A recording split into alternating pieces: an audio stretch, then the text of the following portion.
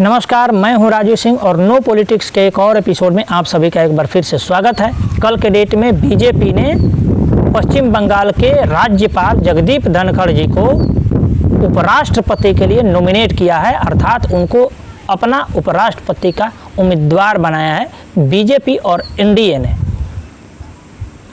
पिछले दिनों जिस तरीके से मुख्तार अब्बास नकवी से इस्तीफ़ा लिया गया था, हालांकि मुख्तार अब्बास नकवी का राज्यसभा का कार्यकाल भी समाप्त हो रहा था, इसलिए उनसे इस्तीफ़ा लिया गया था, परंतु उस समय ये अटकलें काफ़ी तेज हो गई थी कि अब उपराष्ट्रपति पद के लिए मुख्तार अब्बास नकवी को नॉमिनेट किया जाएगा, क्योंकि जिस तरीके से माइनॉरिटी अफेयर्स में होते हुए तुष्टीकरण की सारी पराकाष्ठाएं पार की हैं मुख्तार अब्बास नकवी के माध्यम से बीजेपी ने, वो बहुत ही हिंदुओं में रोष का विषय बना हुआ था।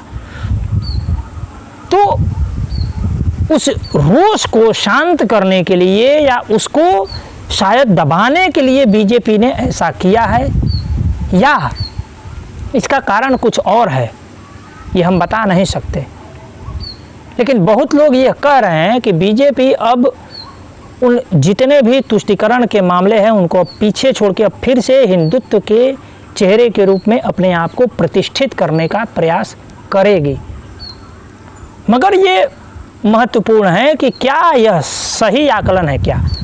अभी हाल के दिनों के कुछ घटनाओं पर लेते हैं तो आप देखिए ना, उत्तराखंड में कांवड़ यात्रा में जो प्रोसेशंस निकलते हैं, जिसमें त्रिशूल, तलवार और जो शिव जी के जो हथियार हैं, शस्त्र हैं, उसको आदमी दिखाता है एक सिंबल के तौर पे, उस पर भी उत्तराखंड में बैन लगा दिया है। अर्थात अब लाठी नहीं निकाल सकते, आप त्रिशूल को नहीं दिखा सकते कांवड़ यात्रा में, या तलवार को नहीं दिखा सकते। अर्थात आप निहत्थे जाइए और जिस तरीके से जिहादी तत्व और आतंकवादी आपके ऊपर हमला करने के लिए तैयार बैठे हैं, आप वहाँ पे मरिए, कटिए, कोई पूछने वाला नहीं है। यह बीजेपी के होते हुए उत्तराखंड में हो रहा है।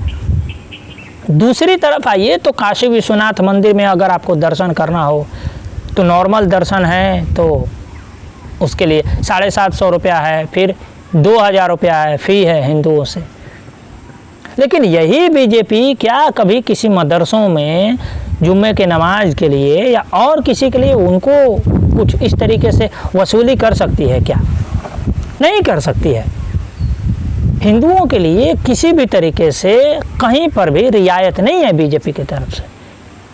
बीजेपी ने एक भी मौका ऐसा नहीं छोड़ा है जहां से हिंदुओं को लूटा ना जा सके उनके धर्म स्थलों के माध्यम से। आप देखिए ना कि जो मनोहर लाल खट्टर जी हैं, हरियाणा के मुख्यमंत्री हैं, उन्होंने एक माइनॉरिटी नाम का कोई व्यक्ति, तथाकथित माइनॉरिटी नाम का कोई व्यक्ति मॉब लिंचिंग में मारा गया, भीड़ में मार दिया, चोरी वगैरह कर रहा होगा, उसको 10 लाख रुपया देने के लिए पहुंचे। परंतु क्या हिंदू कभी ऐसा मारा गया तो उनको कुछ मुआवजा मिला क्या? क्या निकिता तोमर को इन्होंने मुआवजा दिया? नहीं दिया। एक मामला और हाल के दिनों में काफ़ी तेज़ी से उछला है कि केरल में लव जिहाद का अड्डा बना हुआ था लुलु मॉल। उसी लुलु मॉल को उसी बीजेपी ने अपने सरकार में लखनऊ में खोला, और न केवल खोला बल्कि उत्तर प्रदेश के मुख्यमंत्री श्री आदित्य योगी नाथ को भी उसमें उद्घाटन में बुलाया गया। और वो लुलु मॉल किसका है और उसमें किस एक बड़े जो है इस देश के पद पर बैठे हुए व्यक्ति के लड़के का पैसा लगा हुआ है, वो सब जानते हैं। अजीत डोभाल जी के लड़के का पैसा इस लुलु मॉल में लगा हुआ है, इस कंपनी में लगा हुआ है। और इस कंपनी के और बहुत सारे आउटलेट्स हैं, सऊदी अरब में हैं, यूएई में हैं, बहुत जगह हैं। तो बहुत सारे लोग ये भी सवाल उठा रहे हैं कि जो नुपुर शर्मा वाला केस हुआ और जिस तरीके से भारत ने एक तरफा लिटरली गिड़गिड़ाने का काम किया, उसमें वो बेहद शर्मनाक था। और क्या उसी बिजनेस को बचाने के लिए, उसी एक खास व्यक्ति के लड़के को, उस बिजनेस को बचाने के लिए ये सब किया गया क्या? ये बहुत महत्वपूर्ण सवाल है और ये वाजिब सवाल है, ये आम जनमानस में ये पूछे जा रहे हैं। ऐसा नहीं कि मैं अपने से कोई मनगढ़ंत बात बोल रहा हूँ। अब बात आता है कि बीजेपी तो शायद ही सुधरे, लेकिन इस समाज में, हिंदू समाज में जो हीन भावना, कुंठित भावना और जो सर्वधर्म वड़ा पाव का जो कॉन्सेप्ट बैठा हुआ है, उससे क्या हिंदू उबर पाएगा क्या? हालांकि अजमेर के जिस तरीके से चिश्तियों ने हिंदुओं को धमकी दिया था, बाइकॉट की धमकी दिया था, हिंदुओं ने उनको एक तरीके से बाइकॉट किया। अभी अजमेर शरीफ में कोई भी हिंदू चादर चढ़ाने नहीं जा रहा है, लेकिन और बाकी जगह आप देखिए, मुझे एक पोस्ट मिला है, इसमें आप देखिए कि एक जगह उर्स हो रहा है। उस उर्स में जो दान देने वाले लोग हैं वो कौन है, मैं इसको फुल स्क्रीन में करके आपको एक बार दिखाता हूँ, आप देखिए और नामों को पढ़िए ये कौन है। दूसरी तरफ देखिए कि उस जम्मू कश्मीर से जहाँ से लाखों हिंदुओं को मार करके भगाया गया, उनके साथ रेप्स हुए, मर्डर्स हुए, उनके ज़मीन जायदाद को हड़प लिया गया, वहीं के कश्मीरी कुछ हज यात्रियों को गुलाब का फूल दे करके उनका दिल जीत रहे हैं। तो सवाल यह है कि हिंदू कभी सुधरेगा क्या? नहीं सुधरेगा। यहूदी सुधर गए, शायद क्रिश्चियन भी सुधर गए जब से अमेरिका में वर्ल्ड ट्रेड ऑर्गेनाइजेशन पर, वर्ल्ड ट्रेड सेंटर पर जब हमला हुआ 9/11 का, परंतु हिंदू नहीं सुधरने वाले।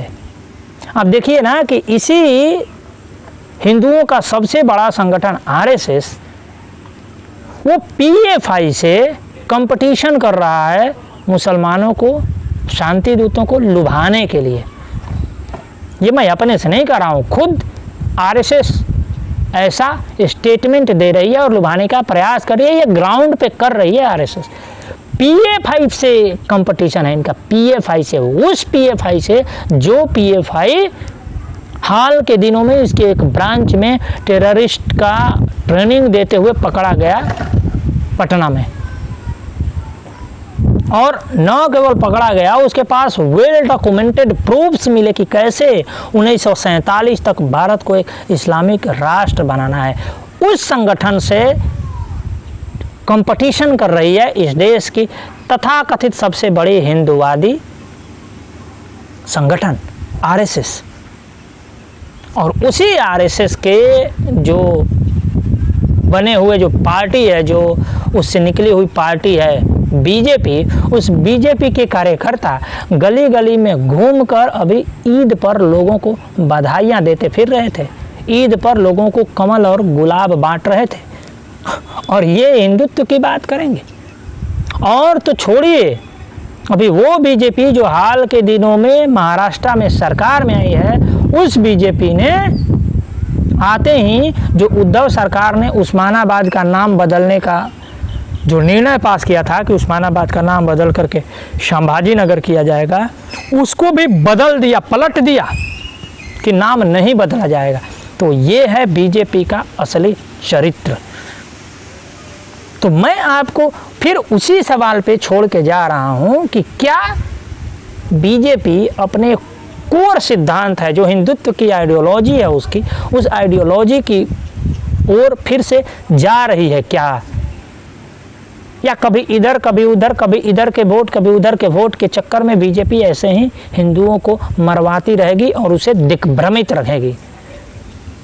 और दूसरा सवाल हिंदुओं से है कि क्या इस देश के बहुसंख्यक कभी इस चीज़ को समझ पाएंगे क्या कि उनकी लड़ाई, उनकी जो युद्ध है वो किस आइडियोलॉजी से है? वो इस चीज़ को समझ पाएंगे क्या कि उनका जो लड़ाई है, उनका जो आइडियोलॉजिकल डिफरेंस है, वो एक ऐसे आइडियोलॉजी वाले से हैं जो एक को ही मानते हैं। और हमारे यहाँ 33 प्रकार के देवता हुए, हम तो अपने पितरों को भी देवता के भांति पूजते हैं। पितरों को तो छोड़िए, हम लोग तो यहाँ पर यदि कोई वानर प्रजाति का भी मृत्यु हो जाती है तो उनका हम क्रियाक्रम श्राद्ध करते हैं। हमारी जो लड़ाई है वो एक ऐसे आइडियोलॉजी वाले लोगों से है जो केवल एक को मानते हैं, और उस एक के बारे में भी कोई कुछ कह दे तो उसकी गला काटने की धमकियां दी जाती है, और न केवल धमकियां दी जाती है बल्कि इसका प्रयत्न किया जाता है, और ऐसा किया भी जाता है कई मामलों में। तो हिंदू इस बारे में कभी सोचेगा क्या, और हिंदू कभी अपने आप में सुधार ला पाएगा क्या? क्या उसमें कभी उस हीन भावना से निकलने की क्षमता आ पाएगी क्या? क्या वह कभी अपने आप में शत्रु बोध जागृत कर पाएगा क्या? इन्हीं कुछ सवालों के साथ मैं आपको छोड़े जा रहा हूं। आप अपने विचार को इस कमेंट बॉक्स में अवश्य डालिएगा। आपका बहुत बहुत आभार। नमस्कार।